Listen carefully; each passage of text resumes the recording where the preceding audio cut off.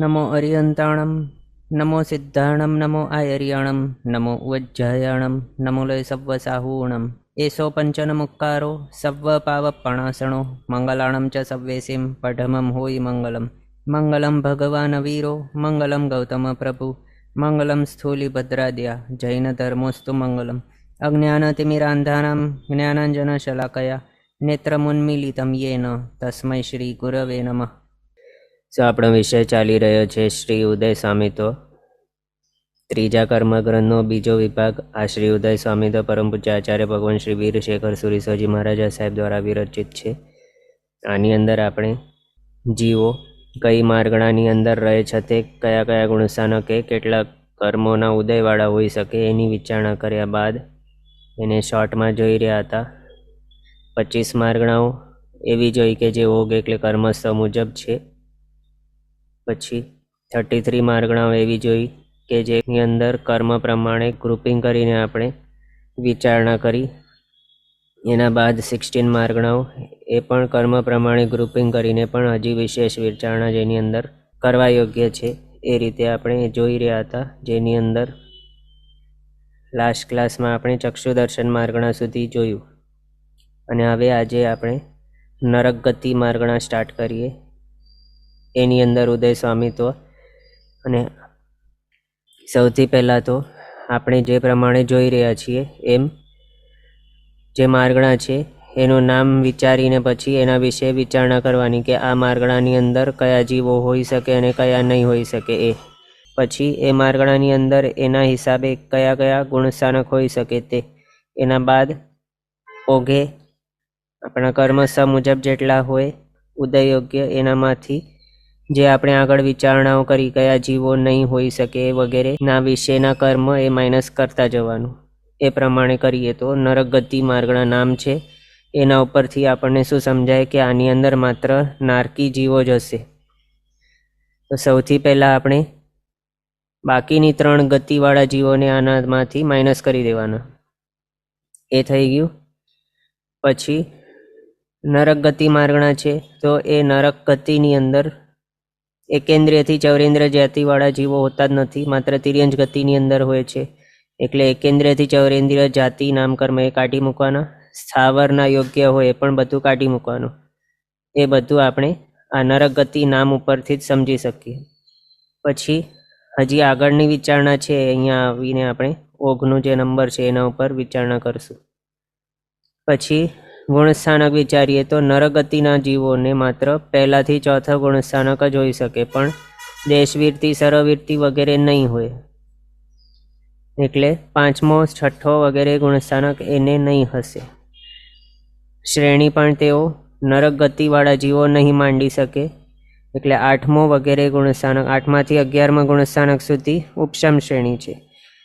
તો એ આની અંદર ઉપશમ શ્રેણી પણ પોસિબલ નથી, ન તો ક્ષપક શ્રેણી પોસિબલ છે, અને ન તો કેવલ જ્ઞાનીપણું, ન તો અયોગી કેવલીપણું. એટલે એ બધું આ ગતિવાળા જીવોને માટે પોસિબલ જ નથી. માત્ર મનુષ્ય ગતિવાળાના જીવો જે છે એને જોઈ શકે. એટલે માત્ર પહેલોથી ચોથો ગુણસ્થાનક જ અહીંયા આવશે. આટલું આપણે જાણ્યું. હવે ઓઘે જોઈએ તો 76 કર્મ છે ઉદયયોગ્ય. હવે આપણે આગળ અહીંયા જે પણ વિચારણાઓ કરી એના ઉપર કર્મોને વિશે વિચારણા કરીએ. સૌથી પહેલાં આની અંદર ઓઘે કર્મસ્થવની અંદર ઉદયયોગ્ય કેટલા છે તો 122 અને આની અંદર છે 76. એટલે આપણને 46 એવી કર્મ પ્રકૃતિઓ ગણવાની છે કે જે આના ઓઘમાંથી નીકળી ગઈ છે એવી. તો હવે સ્ટાર્ટ કરીએ 46 ગણવાનું. સૌથી પહેલાં નરક ગતિના સિવાયની બાકીની 3 ગતિની ત્રિકો, એટલે મનુષ્ય ત્રિક, પછી દેવ ત્રિક અને તિર્યંજ ત્રિક. 3 ત્રિક થઈ. એના બાદ એકેન્દ્રિયથી ચૌરેન્દ્રિય જાતિવાળા જીવો આની અંદર નહીં હોય, એ માત્ર તિર્યંજમાં હોય છે. એટલે એ આપણે કાઢી મૂકીએ. સિમ્પલવાળા પહેલાં કાઢી મૂકીએ છીએ. તો એકેન્દ્રિયથી ચૌરેન્દ્રિય જાતિ નામકર્મ એ કાઢી. પછી માત્ર સ્થાવરોને જ ઉદયમાં હોય એવા સ્થાવર આદિ 4, એટલે સ્થાવર, સૂક્ષ્મ, સાધારણ અને આતપ, એ 4 કર્મ. અહીંયા આપણે અપર્યાપ્ત હમણાં નથી કાઢ્યું, આગળ આપણે કાઢશું. તો અહીંયા માત્ર એકેન્દ્રિયથી ચૌરેન્દ્રિયને જે ઉદયમાં હોય એવા જાતિ 4 કાઢી અને માત્ર સ્થાવરોને જ ઉદયમાં હોય એવો સ્થાવર, સૂક્ષ્મ, સાધારણ અને આતપ એ કાઢ્યું. એના બાદ જે માત્ર તિર્યંચ અને મનુષ્યને જ ઉદયમાં હોય એવા ઔદારિક દ્વિક એ કાઢ્યું. કારણ નરક ગતિના જીવો છે એમને અને દેવગતિના જીવો એમને માત્ર વૈક્રિય દ્વિકનો ઉદય હશે તેજસ અને કાર્મણની સાથે, એ શરીર નામકર્મની સાથે. પણ ઔદારિક દ્વિકનો ઉદય આ નરક ગતિની અંદર નહીં હોય, એટલે ઔદારિક દ્વિક કાઢી. પછી આહારક દ્વિક કાઢી. આહારક દ્વિક શા માટે? તે માત્ર 14 પુરોધર એવા સાધુ ભગવંત હોય એમને જોઈ શકે, અને એ સાધુ ભગવાન મનુષ્ય ગતિવાળા હોય, અને એ પણ 6ઠ્ઠા ગુણસ્થાનો કે એનો ઉદય પોસિબલ છે. પણ આ નરક ગતિની માર્ગણા ચાલુ છે જેની અંદર આહારક દ્વિકનો ઉદય પોસિબલ નથી, એટલે માઇનસ કર્યું, આહારક દ્વિક ગણ્યું. એના બાદ નરક ગતિવાળા જીવો છે એમને આપણે ઔદારિક દ્વિક કાઢી. તો ઔદારિક શરીર સંબંધી જ હોય છે સંગયણો, અથવા તો બીજા રીતે એ કહીએ કે સંગણ 6 જે નામકર્મ છે એનો ઉદય માત્ર ઔદારિક શરીરને રિલેટેડ છે. એટલે ઔદારિક શરીર આપણે કાઢ્યું છે તો સંગણ પણ કાઢી મૂકવાનું, અથવા તો બીજી રીતે એમ કહીએ તો સંગણ નામકર્મનો ઉદય કોને હોઈ શકે? તો માત્ર વિકલેન્દ્રિય હોય તેઓ અને પંચેન્દ્રિય હોય, એ પણ પંચેન્દ્રિય તિર્યંચ અથવા તો મનુષ્ય એમને જોઈ શકે. પણ સ્થાવરોને સંગણનો ઉદય નહીં હોય અને દેવો નારકીઓને પણ સંગણનો ઉદય નહીં હોય. અને અહીંયા નરક ગતિની વિચારણા ચાલુ છે, એટલે 6 સંગણ અહીંયાથી આપણે કાઢી મૂકશું. પછી નરક ગતિવાળા જીવોને છેલ્લું જ સંસ્થાન હોય છે, હુંડક સંસ્થાન. એટલે બાકીના 1st to 5th પહેલા 5 સંસ્થાનો કાઢી મૂકવાના.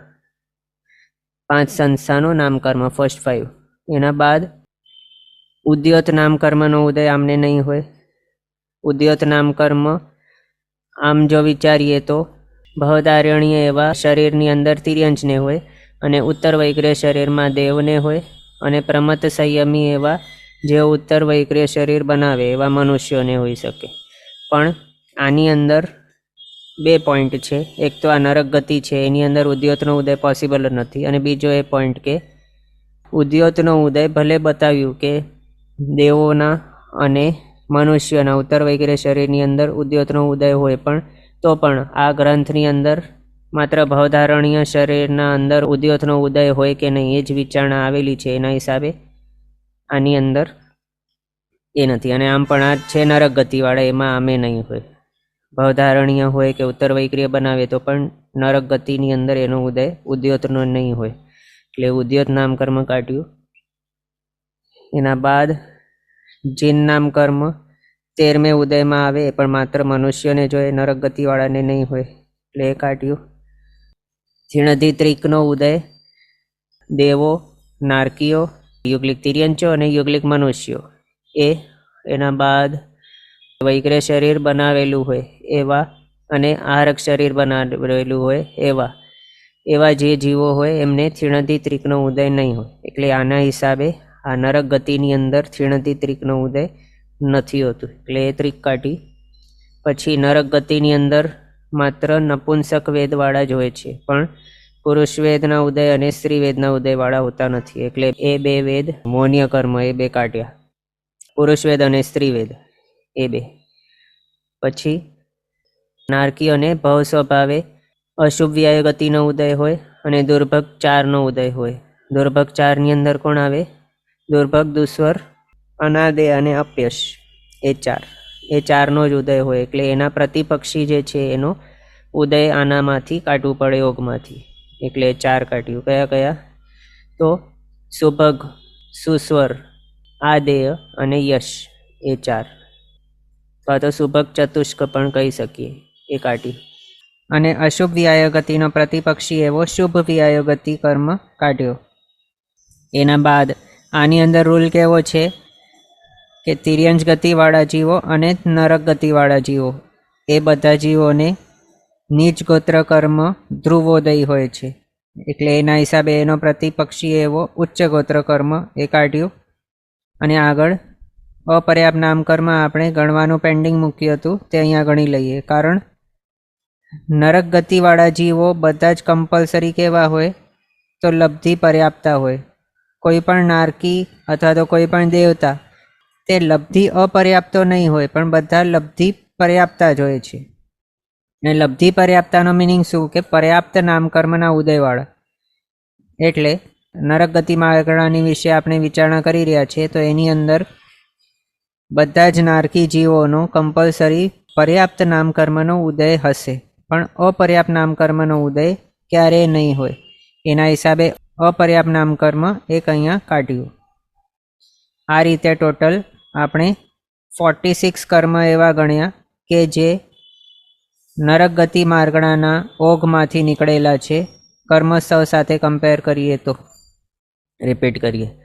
અહીંયા ઓઘે 76 કર્મ છે ઉદયયોગ્ય, કર્મસ્તવમાં 122 છે, અહીંયા છે 76. 46 કર્મનો ફરક છે.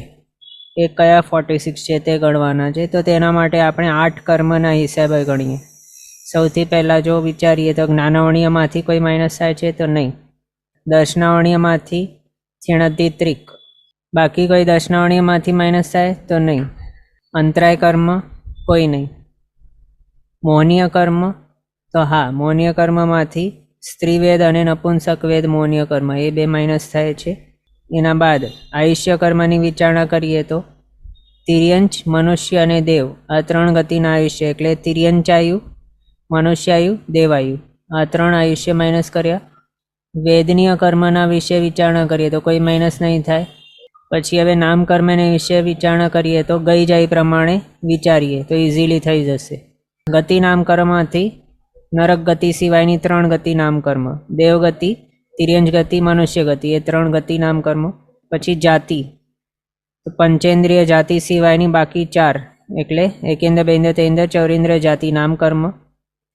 પછી તણુ શરીર નામકર્મ, તો ઔદારિક શરીર નામકર્મ અને આહારક શરીર નામકર્મ એ બે માઇનસ થશે, બાકીના ઉદયયોગ્ય છે.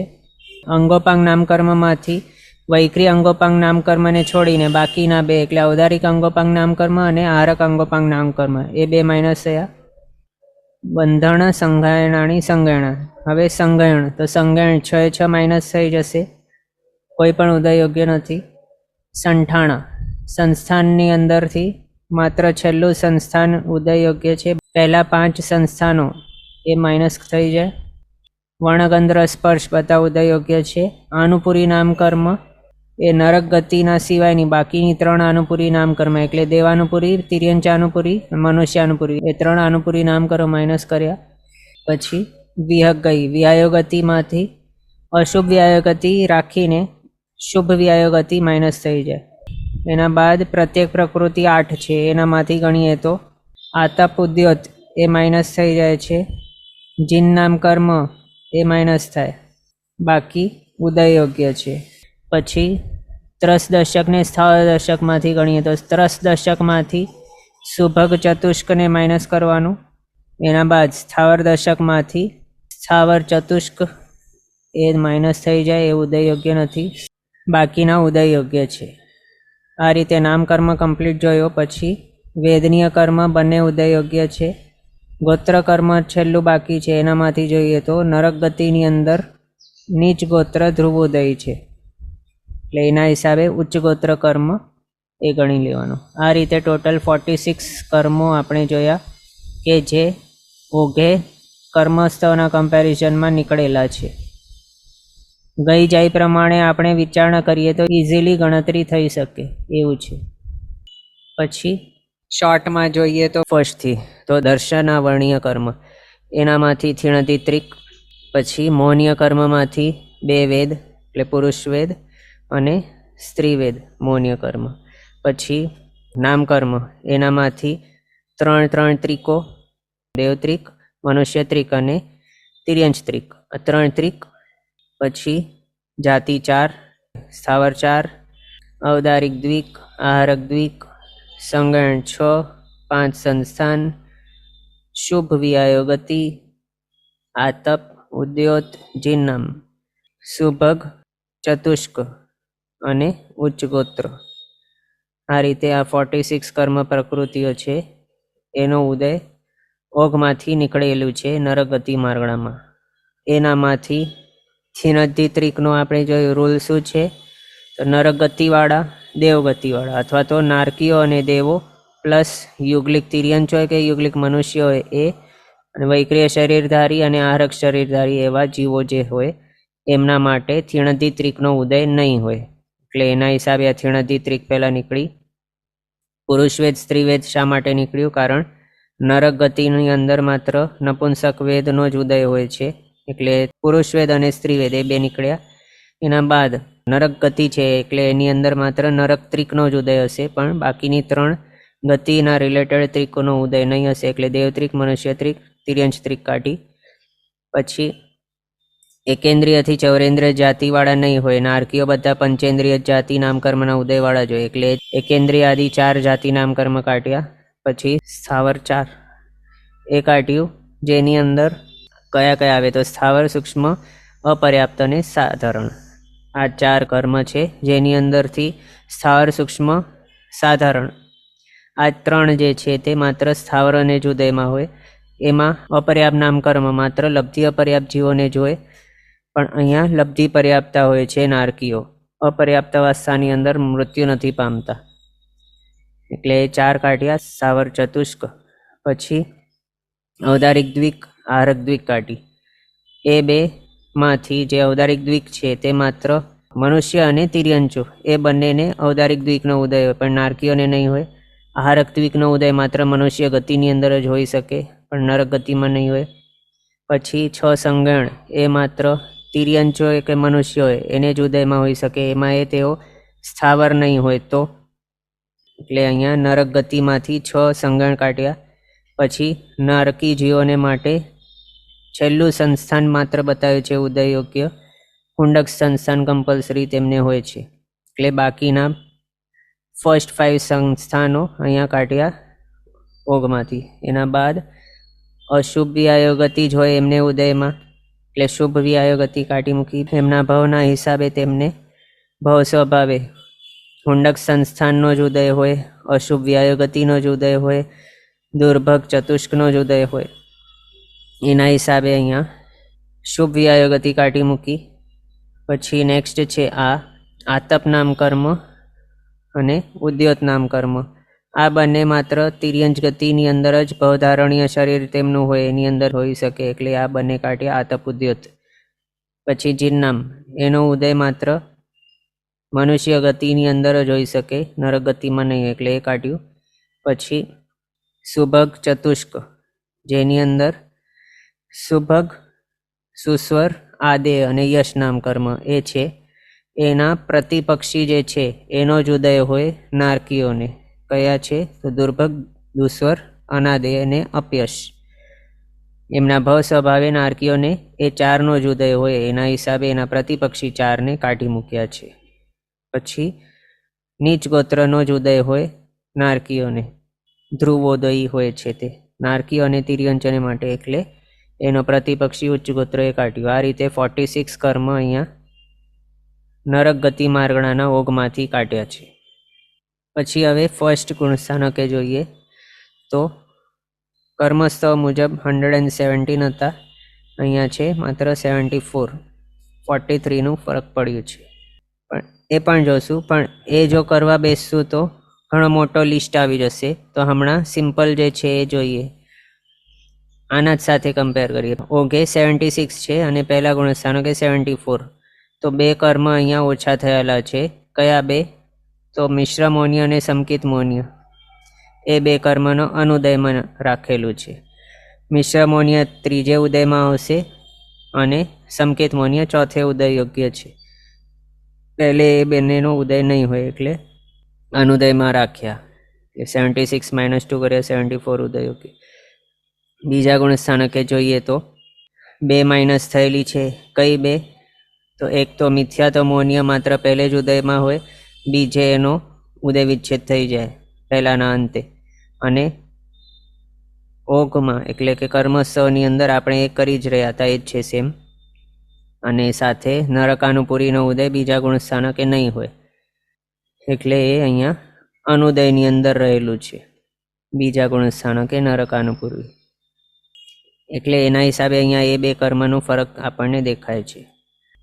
કર્મોત્સવની અંદર જે હતું એ જ છે, બેનો ફરક, બીજું કોઈ નથી. ત્રીજા ગુણસ્થાનકે જોઈએ તો 72 - 69. આમ જોઈએ તો 3 કર્મ પ્રકૃતિઓનો અહીંયા ફરક દેખાય છે, પણ આની અંદર અનંતાનુબંધી 4નો ઉદય વિચ્છેદ થયો છે અને મિશ્ર મોનિયાનો એડિશન થયો છે ઉદયમાં. એ રીતે -3 માત્ર આપણને દેખાય છે, એટલે -4 + 1 છે એમ. એ પણ કર્મસ્થવ મુજબ જ છે, એડિશનલ કોઈ રૂલ અહીંયા લાગુ નથી પડેલું અહીંયાથી અહીંયા આવીએ તો. પછી ચોથે ગુણસ્થાનકે 70 કર્મ છે ઉદયયોગ્ય. એની અંદર આપણને અહીંયા માત્ર એક કર્મ પ્રકૃતિનો ફરક દેખાય છે આંકડામાં. પણ શું થયેલું છે તો મિશ્ર મોનિયાનો ઉદય વિચ્છેદ થયો છે, સંકેત મોનિયા અને નરકાનુપુરીનો ઉદયમાં એડિશન થયું છે, એટલે -1 + 2 થયું છે ત્રીજાના અંતે. આ રીતે એમાં પણ કર્મોત્સવની અંદર જે હતું એ રીતે છે, પણ આંકડાની અંદર આટલું મોટો ફરક શા માટે છે? તો આગળ આપણે ઓગમાંથી જ કાઢી મૂક્યા છે બાકીના કર્મ, એટલે અહીંયા આપણને ઓછા ઓછા દેખાય છે. હવે એ જોઈએ કર્મસ્થવ સાથે કમ્પેર કરતા. આમ જો સિમ્પલ એમ જ જોઈએ, માત્ર ઓગની અંદર બધી વિચારણા કરી લીધી અને પછી એક એકના વિશે વિચારણા કરીએ તો સિમ્પલી યાદ રાખી શકીએ એવું છે, પણ એક એકના આપણે કર્મસ્થવ સાથે કમ્પેર કરીએ તો પછી થોડીક વાર લાગે, પણ એ પણ આપણે જોઈ લઈએ. પહેલા ગુણસ્થાનકે જોઈએ તો કર્મસ્થવની અંદર 117 છે ઉદયયોગ્ય, અહીંયા જે 74, 43 કર્મ પ્રકૃતિઓનો ફરક છે. કઈ કઈ તે ગણીએ. સૌથી પહેલાં જ્ઞાનાવર્ણીયમાંથી કોઈ પણ ડિફરન્સમાં નથી, બધી ઉદયયોગ્ય છે. દર્શનાવર્ણીયમાંથી થીણદિત્રિક, પછી અંતરાયમાંથી કોઈ પણ નથી, બધી ઉદયયોગ્ય છે. મૌન્ય કર્મમાંથી જોઈએ તો પુરુષવેદ સ્ત્રીવેદ મૌન્ય કર્મ એનો ડિફરન્સ છે, બાકીની ઉદયયોગ્ય છે. આયુષ્ય કર્મમાંથી જોઈએ તો નરક આયુષ્ય સિવાયના બાકીના 3 આયુષ્ય, એટલે દેવાયુ, મનુષ્યાયુ, તિર્યંચ આયુષ્ય કર્મ, એ 3 એનો ડિફરન્સ છે. પછી નામ કર્મમાંથી ગણીએ તો ગઈ જાય પ્રમાણે ગણના કરીએ. ગતિ નામ કર્મમાંથી નરક ગતિ છોડીને બાકીની 3 ગતિ નામ કર્મ, પંચેન્દ્ર જાતિ છોડીને બાકીની 4, એટલે એકેન્દ્ર, બેન્દ્ર, તેન્દ્ર, ચૌરેન્દ્ર જાતિ નામ કર્મ.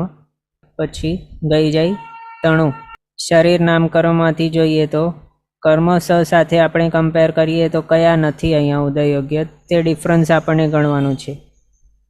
એટલે ઔદારિક શરીર નામ કર્મનો ઉદય કર્મોત્સવની અંદર પોસિબલ છે, પણ અહીંયા નથી, એટલે એ ગણીએ. પછી વૈક્રય શરીર નામ કર્મ એનો ઉદય બંને ઠેકાણે પોસિબલ છે, એટલે એનો ડિફરન્સ નથી. આરક શરીર નામ કર્મ જોઈએ તો કર્મોત્સવની અંદર ઉદયયોગ્ય નથી, એટલે અહીંયા પણ એનો ડિફરન્સ નહીં આવશે, ભલે એનો ઉદય અહીંયા નથી તો પણ. કર્મોત્સવમાં એનો ઉદયમાં છે અને અહીંયા ઓગમાંથી જ નીકળી ગયું છે, એટલે એનો ડિફરન્સ અહીંયા નહીં દેખાશે.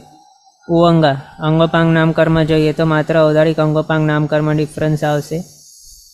પછી સંઘયણ 6 ડિફરન્સ આવશે. પહેલા 5 સંસ્થાનનો ડિફરન્સ આવશે. અનુપુરીમાંથી નરકાનુપુરી છોડીને બાકીની 3 દેવાનુપુરી, મનુષ્યાનુપુરી, તિર્યંચાનુપુરી એનો ડિફરન્સ આવશે. વ્યાયોગતિમાં શુભ વ્યાયોગતિનો ડિફરન્સ આવશે. અશુભ વ્યાયોગતિ માત્ર હશે અહીંયા ઉદયયોગ્ય.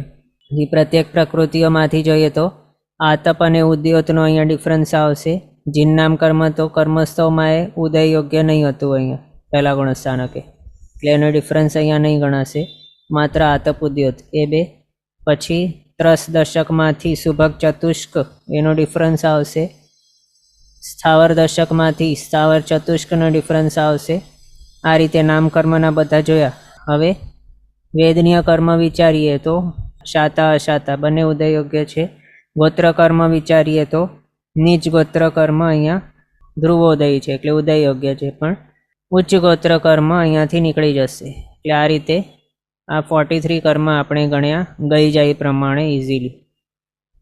કયા કયાનો ડિફરન્સ છે પહેલા ગુણસ્થાનકે કર્મોત્સવ સાથે કમ્પેર કરતા જોઈએ તો શોર્ટમાં જોઈએ તો ફર્સ્ટ ગુણસ્થાનકે કર્મોત્સવની અંદર કેટલા હતા? 117, અહીંયા છે 74. ફરક છે 43નો. કયા 43 છે? સૌથી પહેલાં થીણતિત્રિક, 2 વેદ એટલે પુરુષવેદ સ્ત્રીવેદ, તિર્યંચત્રિક, મનુષ્યત્રિક, દેવત્રિક. પછી જાતિ 4, ઔદારિક દ્વિક, સંગણ 6, પહેલા 5 સંસ્થાનો, શુભ વ્યાયો ગતિ, આતપ, ઉદ્યોત, સુભગ ચતુષ્ક એટલે સુભગ, સુસ્વર, આદે, યશ એ, પછી સ્થાવર 4 અને ઉચ્ચગોત્ર. આ રીતે આ 43નું ફરક થયેલું છે પહેલા ગુણસ્થાનકે કર્મસ્થવ સાથે કમ્પેર કરીએ તો. એ બધી આપણે ઓગમાંથી જ કાઢી મૂકી છે, એ જ છે. પછી હવે બીજો ગુણસ્થાનકે જોઈએ. બીજા ગુણસ્થાનકે કર્મસ્થવમાં 111 છે ઉદય યોગ્ય, અહીંયા છે 72, 39નો ડિફરન્સ છે. કયાનું? તો જ્ઞાનાવર્ણીય કોઈ પણ ડિફરન્સમાં નથી, દર્શનાવર્ણીયમાંથી થીણધિત્રિકનો ડિફરન્સ, પછી મોહનીયમાંથી સ્ત્રીવેદ નપુંસક વેદનો ડિફરન્સ, અંતરાય કર્મ કોઈનો ડિફરન્સ નથી, વેદનીય કર્મ કોઈ પણ ડિફરન્સ નથી, બંને ઉદય યોગ્ય છે. આયુષ્ય કર્મ નરકાયુ સિવાયના બાકીના 3 મનુષ્યાયુષ્ય, તિર્યંચાયુષ્ય, દેવાયુષ્ય એ ત્રણેયનો ડિફરન્સ. પછી નામકર્મમાંથી જોઈએ તો ગઈ જાય પ્રમાણે વિચારણા કરીએ. ગતિ તો નરક ગતિ સિવાયની 3 ગતિઓ, દેવગતિ, મનુષ્ય ગતિ, તિર્યંચ ગતિ.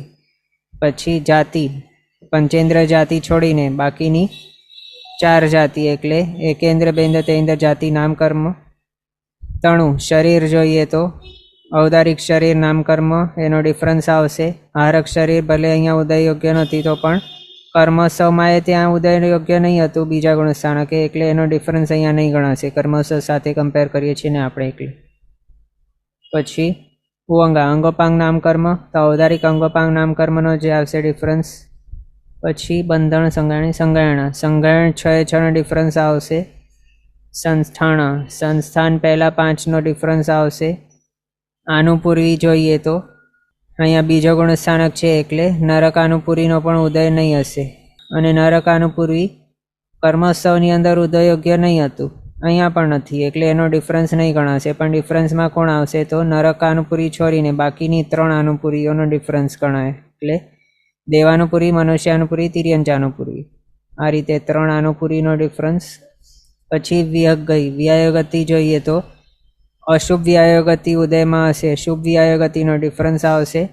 પછી પ્રત્યેક પ્રકૃતિ ગણીએ તો આતપ નામ કર્મ કર્મસ્થવમાં ઉદય યોગ્ય નહીં હતું, અહીંયા પણ નથી, એટલે એનો ડિફરન્સ નહીં આવશે. ઉદ્યોત નામ કર્મ ડિફરન્સ ગણાશે. જીન નામનો ત્યાં કર્મસ્થવમાં ઉદય નહીં હતો, અહીંયા પણ નથી, એટલે એનો ડિફરન્સ નહીં ગણાય. ત્રસ દશકમાંથી સુભગ ચતુષ્કનો ડિફરન્સ ગણાશે, અને સ્થાવર દશકમાંથી સ્થાવર ચતુષ્કનો ડિફરન્સ ગણાશે. આ રીતે નામ કર્મના ટોટલ આપણે ગણી લીધા કઈ કઈ કર્મ પ્રકૃતિઓની ડિફરન્સ છે. અને છેલ્લું બચ્યું ગોત્ર કર્મ, તો એ ગોત્ર કર્મમાંથી ઉચ્ચ ગોત્ર કર્મ ઉદય યોગ્ય નથી, એનો ડિફરન્સ અહીંયા આવશે. નીચ ગોત્રનો ઉદય અહીંયા રહેશે એના માટે. આ રીતે બીજા ગુણસ્થાનકે ટોટલ 39 કર્મનો ડિફરન્સ હોય છે કર્મસવ સાથે કમ્પેર કરીએ, એ બધી આપણે ગણી લીધી ઇઝીલી ગઈ જાય પ્રમાણે. પછી બીજા ગુણસ્થાનકે જોઈએ તો 72 છે, કર્મસ્થવની અંદર 111 હતા, ફરક છે 39નો. કયા 39 એ જોઈએ તો થીણધિત્રિકનું ફરક, ઓઘમાંથી જ જે પણ કાઢેલી છે એ બધાનું ફરક આવશે. થીણધિત્રિક, પછી પુરુષવેદ, સ્ત્રીવેદ, તિર્યંચ ત્રિક, મનુષ્ય ત્રિક, દેવ ત્રિક, જાતિ 4, ઔદારિક દ્વિક, સંગણ 6, 5 સંસ્થાનો, શુભ વ્યાયોગતિ. પછી ફરક નેક્સ્ટ છે ઉદ્યોતનું, પછી સુભગ ચતુષ્ક, ઉચ્ચ ગોત્ર અને સ્થાવર નામકર્મ. આ બધાનું ફરક છે. આની અંદર કયા કયા આપણે નથી ગણ્યા, ઓઘમાં 76 છે, એ કર્મસવ સાથે કમ્પેર કરતાં ઓઘમાં આપણે 46 માઇનસ કરેલી છે, તો એ 46માંથી અહીંયા આપણે માત્ર 39 ગણી છે બીજા ગુણસ્થાનકે, જેનો ડિફરન્સ છે એ બી 39 છે. તો 46 માઇનસ 39 કરીએ તો કેટલા થઈ જાય? 7 કર્મ. કયા 7 કર્મ એવા છે કે જે આપણે ઓઘમાંથી તો કાઢેલા છે પણ બીજા ગુણસ્થાનકે આપણે એને ડિફરન્સમાં નથી ગણ્યા, એવા 7 કર્મ કયા છે? તો આહારક દ્વિક, આતપ નામ કર્મ, જીન નામ કર્મ, સૂક્ષ્મત્રિક, એ 7 કર્મ આપણે ઓઘમાંથી તો કાઢેલા છે 46ની અંદર જે છે તે, પણ બીજા ગુણસ્થાનકે એનો ડિફરન્સ નહીં દેખાશે, કારણ કર્મસ્થવની અંદર આ 7 કર્મનો આમ પણ બીજા ગુણસ્થાનકે ઉદય નથી હોતું, એટલે એનો ડિફરન્સ અહીંયા આપણને નહીં દેખાશે. પણ ડિફરન્સ માત્ર 39નો દેખાશે. અહીંયા કયા ન છે આ 7? તો આરગ્દ્વિક છે, આતપ, જિન્નમ અને સૂક્ષ્મત્રિક. સૂક્ષ્મ, અપર્યાપ્ત અને સાધારણ એ સૂક્ષ્મત્રિક એ જોઈ લીધું. એના બાદ ત્રીજા ગુણસ્થાનકે જોઈએ તો કર્મસ્થવની અંદર 100 કર્મ ઉદય યોગ્ય હતા, અહીંયા છે 69. ટોટલ 31 કર્મનો ડિફરન્સ છે. એ હવે ગણીએ તો જ્ઞાનાવણીયમાંથી કોઈનો ડિફરન્સ નથી, દર્શનાવણીયમાંથી થીણદિત્રિકનો ડિફરન્સ, મૌનીયમાંથી નપુંસકવેદ સ્ત્રીવેદનો ડિફરન્સ, અંતરાય કર્મમાંથી કોઈનો ડિફરન્સ નથી, આયુષ્ય કર્મમાંથી નરક આયુષ્ય છોડીને બાકીના 3 એટલે દેવાયુ, મનુષ્ય આયુષ્ય અને તિર્યંચ આયુષ્ય, આ 3નો ડિફરન્સ. વેદનીય કર્મમાંથી બંને ઉદય યોગ્ય છે એટલે કોઈ પણ ડિફરન્સમાં નહીં આવે. ગોત્ર કર્મમાંથી ઉચ્ચ ગોત્રનો ડિફરન્સ આવશે, નીચ ગોત્રનું જ ઉદય અહીંયા ધ્રુવોદય છે એના હિસાબે.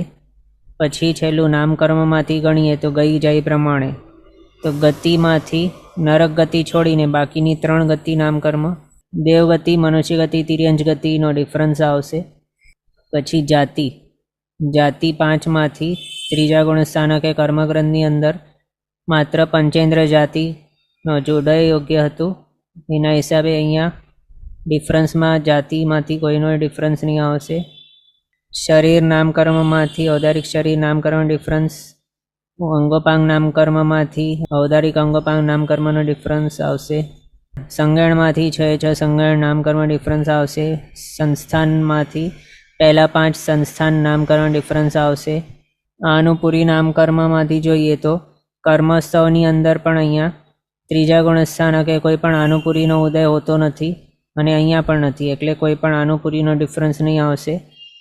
વિહગ ગઈ, વ્યાયગતિ જોઈએ તો અશુભ વ્યાયગતિનો ઉદય પોસિબલ છે પણ શુભ વ્યાયગતિનો ઉદય નહીં હશે, એટલે શુભ વ્યાયગતિ ડિફરન્સ આવશે. પછી પ્રત્યેક પ્રકૃતિઓમાંથી ઉદ્યોત નામકર્મ ડિફરન્સ આવશે.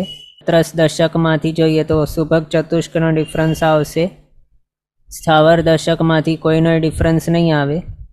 આ રીતે નામકર્મનું કમ્પ્લીટ આપણે ગણ્યું અને બધા કર્મ વિશે આપણે જોયા કયા કયા 31 છે ડિફરન્સમાં કર્મોત્સવ સાથે કમ્પેર કરીએ ત્રીજા ગુણસ્થાનકે. તો ગણીએ કયા છે 31નો ડિફરન્સ. તો સૌથી પહેલાં પાછું ભોગમાંથી આપણે થીણદિત્રિક કાઢી છે, એનો ડિફરન્સ છે.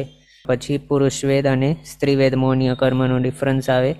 પછી 3 ત્રિકો છે, મનુષ્ય, તિર્યંચ અને દેવની, એનામાંથી માત્ર તિર્યંચ ગતિ અને તિર્યંચાયુ એ 2, મનુષ્ય ગતિ મનુષ્યાયુ, દેવગતિ દેવાયુ, એનો ડિફરન્સ આવે. પછી ઔદારિક દ્વિકનો ડિફરન્સ, સંગણ 6, 5 સંસ્થાન, શુભ વિહાય ગતિ, સુભગ ચતુષ્ક, ઉચ્ચ ગોત્ર અને ઉદ્યોત આવે. તો આટલાનું ફરક થયેલું છે. કર્મોત્સવ સાથે કમ્પેર કરીએ તો આ 31 કર્મ છે એ જે ઓઘમાંથી કાઢેલા છે એનો ડિફરન્સ અહીંયા આવશે. પછી ચોથા ગુણસ્થાનકે જોઈએ તો 104 કર્મ ઉદય યોગ્ય છે કર્મોત્સવમાં, અહીંયા 70 કર્મ છે ઉદય યોગ્ય. 34 કર્મનો ડિફરન્સ છે. કયા કયા છે 34 તે જોઈએ એક એક કરીને. તો જ્ઞાનાવણીયમાંથી કોઈનો ડિફરન્સ નથી, દર્શનાવણીયમાંથી થીણદિત્રિકનો ડિફરન્સ, મૌનીયમાંથી સ્ત્રીવેદ નપુંસક વેદનો ડિફરન્સ, અંતરાય કર્મમાંથી કોઈનો ડિફરન્સ નથી. પછી આયુષ્ય કર્મમાંથી નરક આયુષ્ય છોડીને દેવાયુ, મનુષ્ય આયુષ્ય, તિર્યંચ આયુષ્ય, એ 3નો ડિફરન્સ. વેદનીય કર્મ બંને ઉદય યોગ્ય છે. ગોત્ર કર્મમાંથી ઉચ્ચ ગોત્રનો ડિફરન્સ, નીચ ગોત્રનો જ ઉદય હશે. પછી નામકર્મની વિચારણા કરીએ ગઈ જાય પ્રમાણે, તો ગતિ 4 છે એનામાંથી નરક ગતિ છોડીને દેવગતિ, મનુષ્ય ગતિ, તિર્યંચ ગતિ નામકર્મનો ડિફરન્સ. જાતિ 5 છે એનામાંથી માત્ર પંચેન્દ્રિય જાતિ નામકર્મ અહીંયા ઉદય યોગ્ય છે કર્મોત્સવમાં, એ જ રીતે અહીંયા પણ સેમ છે, એટલે કોઈ પણ જાતિ નામકરણ ડિફરન્સ નહીં આવશે.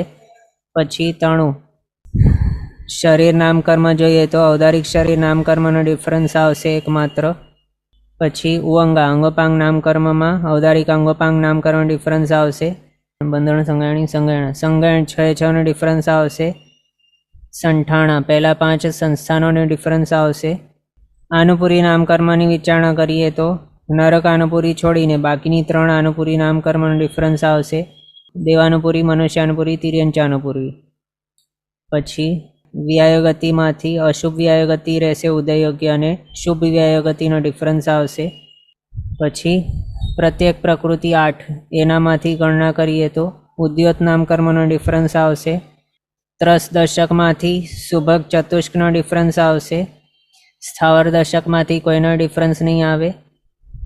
આ રીતે નામકર્મ આપણે કમ્પ્લીટ જોયા અને ટોટલ 34 કર્મ પ્રકૃતિ એવી ગણી કે જેનો ડિફરન્સ છે કર્મોત્સવ સાથે કમ્પેર કરતા નરક ગતિ માર્ગણાના ચોથા ગુણસ્થાનકે.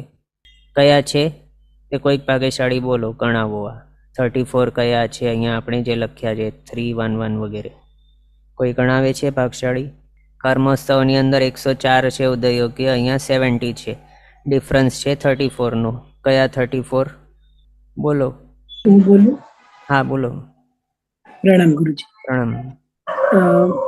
3 એટલે આ પહેલી તિર્યક, પુરુષ વેદ, સ્ત્રી વેદ, તિર્યંચ ત્રિક, દેવ ત્રિક, મનુષ્ય ત્રિક, આહારક દ્વિક. આહારક દ્વિક કર્મોત્સવની અંદર પણ ચોથે ઉદયમાં નથી હોતો એટલે એનો ડિફરન્સ અહીંયા નહીં આવે, બીજી દ્વિકનો આવશે. ઔદારિક દ્વિક, રાઈટ.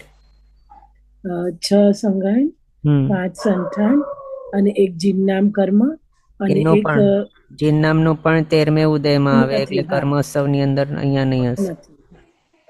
ઉદ્યોત,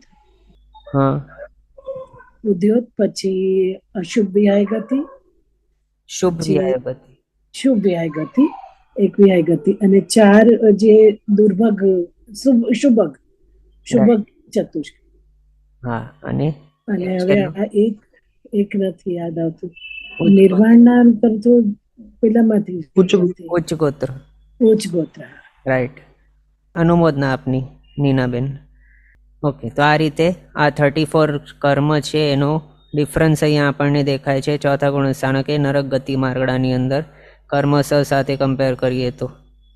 આ હતી આપણી નરક ગતિ માર્ગણાના વિશેનું વિચારણા અને અહીંયા જે આ ટેબલની અંદર આપણે લખેલ છે તે સામાન્યથી નરક ગતિના વિશે વિચારણા છે, અથવા તો પહેલીથી ત્રીજી નરકની અંદર જે ઉદયયોગ્ય છે તે અહીંયા આ ટેબલની અંદર એ લખ્યું છે. પણ ચોથીથી સાતમી નરકવાળા જીવો છે એના માટે ઉદયયોગ્ય અલગ અલગ છે કર્મ. ચોથીથી સાતમી નરકની અંદર જોઈએ તો એમાં પહેલા 4 ગુણસ્થાનક આવે પણ ઓકે 76 જ હોય. ત્યાં પણ પહેલે જોઈએ તો 74 જ હોય, બીજે જોઈએ તો 72 જ છે, ત્રીજે પણ 69 જ છે. પણ ચોથે ગુણસ્થાનકે એક કર્મ પ્રકૃતિ ઓછી થશે. ચોથી ત્યાં 69 હોય છે પણ અહીંયા છે 70 કર્મ ઉદયયોગ્ય. કઈ કર્મ પ્રકૃતિનો ડિફરન્સ છે તો નરકાનુપૂર્વીનો ચોથા ગુણસ્થાનકે ડિફરન્સ આવશે. ચોથીથી સાતમી નરક છે એની અંદરના માટે એ પ્રમાણે કહ્યું છે કર્મગ્રંથના મત મુજબ કે સંકિત લઈને પહેલીથી ત્રીજી નરકમાં જઈ શકાય છે એમ. અને ચોથો ગુણસ્થાનક છે તે આ અહીંયા જોશું આપણે નરક ગતિની અંદર તો સંકિત લઈને જવાય એવા ગુણસ્થાનક માત્ર આ ચોથું જ છે. સાસ્વાદન નહીં ગણીએ તો. આમ એ સાસ્વાદન પણ લઈને જવાતું નથી ત્યાં, એટલે બીજો ગુણસ્થાનક પણ લઈને નરક ગતિમાં જવાતું નથી. કર્મગ્રંથના મત મુજબ સંકિત લઈને માત્ર પહેલીથી ત્રીજી નરકમાં જ જઈ શકાય છે. એના હિસાબે ચોથું ગુણસ્થાનક લઈને ત્યાં નરકમાં નહીં જવાય. કઈ નરકમાં તો ચોથીથી સાતમી નરકમાં એમ. એના હિસાબે ચોથીથી સાતમી નરકીનો જો આપણે ઉદય સ્વામી તો જોઈએ તો આના કમ્પેરિઝનમાં કયું ડિફરન્સ આવશે? બીજે કોઈ ઠેકાણે ડિફરન્સ નહીં આવે પણ માત્ર ચોથા ગુણસ્થાનકે નરકાનુપુરીનો ઉદય માઇનસ કરવું પડશે. એટલે 69 કર્મ અહીંયા હશે ઉદયયોગ્ય. આ જે છે ટેબલ એની અંદર આપણે બીજા ગુણસ્થાનકે નરકાનુપુરીનો અનુદય કરીને પછી ચોથે એડ કરી રહ્યા હતા. પણ ચોથાથી સાતમી નરકને માટે બીજા ગુણસ્થાનકે જેનો ઉદય વિચ્છેદ કરી લેવાનો, અનુદય નહીં કરવાનો. કારણ ત્રીજે તો આમે ઉદયમાં નહીં હોય અને કર્મગ્રંથના મત મુજબ ચોથીથી સાતમી નરકની અંદર ચોથો ગુણસ્થાનક લઈને નહીં જવાય. એના હિસાબે ત્યાંનો ઉદય હશે જ નહીં. પ્રણામ ગુરુજી. હા, એ પ્રણામ. બીજું એક કે સંકિત લઈને સાસ્વાદન ના થાય, ક્ષાયક ના જાય, તો શયપશમ કેમ ન જાય? શયપશમ સંકિતિ આજે અમારે છઠ્ઠા કર્મગ્રંથ નો ક્લાસ હતો ને બપોરે, હા તો એમાં શયપશમ સંકિતિ એકે નરકમાં જ ન જાય. હા, રાઈટ છે. ક્ષયક્ષમ સંકેત લઈને તો નહીં એનું જાય. એનું શું કારણ છે? એનો એવો મત છે, કર્મગ્રંથનો એવો જ મત છે કે ત્યાં લઈને નહીં જાય. અને જો કૃતકરણ ક્ષયક્ષમ સંકિતિ હોય તો જઈ શકે, પણ બાકી સામાન્ય ક્ષયક્ષમ સંકેત લઈને નહીં જાય. અચ્છા, ક્ષાયક સંકિત લઈને જઈ શકે હા, 1 થી 3 નરક સુધી, પણ શયપશમ સંકિત લઈને ન જાય.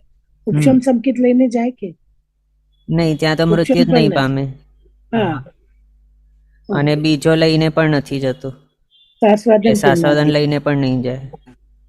અને એમાં કેવું છે, ક્ષયક્ષમ સંકિતિ જીવ જો નેક્સ્ટ ભાવમાં નરકની અંદર જવાનું હોય તો મૃત્યુથી પહેલા જ તે મિથ્યાત્વે આવી જાય, અને મિથ્યાત્વ લઈને તે નરકની અંદર ઉત્પન્ન થાય, અને નરકમાં ઉત્પન્ન થયા બાદ સ્વયોગ્ય પર્યાપ્તિઓ પૂરી કરી દે ત્યારે એક અંતર મુહૂર્ત પછી તે પાછો ક્ષયક્ષમ સંકિતિ બની જાય, એવું છે. પણ તે ક્ષયક્ષમ સંકિત લઈને ત્યાં નરકની અંદર ઉત્પન્ન નહીં થાય, એમ સમજવાનું. એમાં એ જે પ્રમાણે આપણે આગળ જોયું કે તે કૃતકરણ ક્ષયક્ષમ સંકિતિ હોય તો પછી તે ક્ષયક્ષમ સંકિત લઈને જાય નરકમાં, પણ નોર્મલ ક્ષયક્ષમ સંકિત લઈને ત્યાં નહીં જાય. મિથ્યાત્વે આવે, ત્યાં ઉત્પન્ન થાય, અંતર મુહૂર્તમાં પર્યાપ્તો થઈને પછી પાછળ ક્ષયક્ષમ સંકિતિ બની જાય ત્યાં. આ રીતે સમજવાનું. બરાબર. તો એ જોયું. આ જો પહેલીથી ત્રીજી નરકનું જોતા હોઈએ ઉદય સ્વામી તો આ છે, અને ચોથી થી સાતમીને માટે માત્ર એક ડિફરન્સ અહીંયા થાય છે, નરકાનુપુરીને માઇનસ કરવાનું અને 69 હોય બસ. તો હમણાં આપણી નરક ગતિ માર્ગળાની વિશે ચાલુ હતી, એની અંદર આપણે એ જોયું ચોથી થી સાતમી નરકને માટે કર્મગ્રંથકારશ્રીનું મત એવું છે કે સંકિત લઈને પહેલીથી ત્રીજી નરકમાં જ જઈ શકાય છે, ફર્સ્ટ 3 નરકોમાં. એટલે એની અંદર નરકાનુપુરીને માઇનસ કર્યું હતું આપણે ચોથી થી સાતમી નરકની અંદર ચોથે ગુણસ્થાનકેથી એમ. પછી પંચસંગ્રહનો મત કેવું છે, તો સંકિત લઈને ફર્સ્ટ નરકની અંદર જઈ શકાય માત્ર, એવું પંચસંગ્રહનો મત છે. અને સિદ્ધાંતનો મત કેવું છે, તો સંકિત લઈને પહેલીથી છઠ્ઠી નરક સુધી જઈ શકાય છે, પણ સાતમીમાં નહીં જવાય, એવું સિદ્ધાંતકારશ્રીનો મત છે. આ 3 મતો આપણને યાદ રાખવાના. હવે આજનો સમય અહીંયા આપણો થયો છે. આગળના પદાર્થ આપણે નેક્સ્ટ ક્લાસમાં કન્ટિન્યુ કરશું અવસરે. જીનાજ્ઞા વિરુદ્ધ કંઈ પણ બોલાય તો મિચ્છામિ દુક્કડમ. સર્વમંગલ માંગલ્યમ સર્વકલ્યાણકારણમ પ્રધાનમ સર્વધર્માણામ જૈનમ જયતિ શાસનમ. પ્રણામ. બધા શાતામાં રહેજો, જીનાજ્ઞાપૂર્વકનું જીવન જીવજો, સર્વવીરતી તરફ આગળ વધજો અને મનુષ્ય ભાવ સફળ કરજો.